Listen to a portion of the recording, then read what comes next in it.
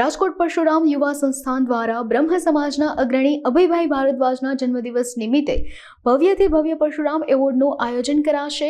Audio વિઝ્યુઅલથી સજ્જ ટેકનોલોજીનો આ કાર્યક્રમમાં ઉપયોગ કરવામાં આવશે। કાર્યક્રમમાં 5 બ્રહ્મરત્નોને પરશુરામ એવોર્ડ આપવામાં આવશે। આ અંગે વધુ માહિતી અબ તક મીડિયાની મુલાકાતે આવેલા અંશ ભારદ્વાજે પૂરી પાડી હતી। મારું નામ છે અંશ ભારદ્વાજ। આદરણીય અભયભાઈ ભારદ્વાજ કે જેઓ બ્રહ્મ સમાજ માટે આખું એમનું જીવન ખપાવી દીધું અને સમગ્ર બ્રહ્મ સમાજમાં એમની માટે એક વિશેષ ભાવ છે, લાગણી છે, એવા અભયભાઈ ભારદ્વાજના જન્મદિવસ નિમિત્તે દર વર્ષે આપણે પરશુરામ એવોર્ડનું કાર્યક્રમ કરતા આવ્યા છીએ અને એમની સ્મૃતિ અર્થે આ કાર્યક્રમનું આયોજન આપણે કરીએ છીએ।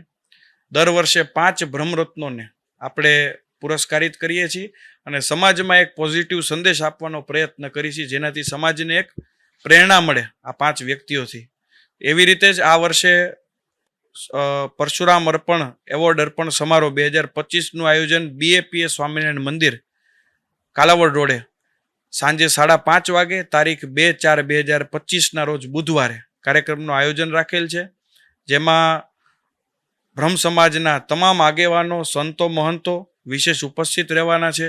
રાજકીય આગેવાનો તમામ ઉપસ્થિત રહેવાના છે અને એમની હાજરીમાં 5 વ્યક્તિ વિશેષોને પુરસ્કારિત કરવાના છીએ આપણે। સાથે ટેકનોલોજીનો વિશેષ ઉપયોગ કર્યો છે આ વખતે અને ઓડિયો વિઝ્યુઅલના આધારે આપણે આખો કાર્યક્રમ ચલાવવાનો પ્રયત્ન કરવાના છીએ।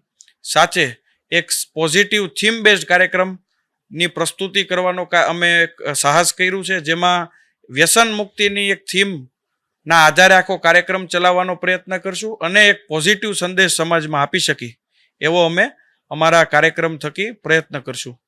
સાથે આખો કાર્યક્રમ સમાપ્ત થાય એના પછી વિશેષ મહાપ્રસાદનું તમામ બ્રાહ્મણો માટે આયોજન રાખ્યું છે।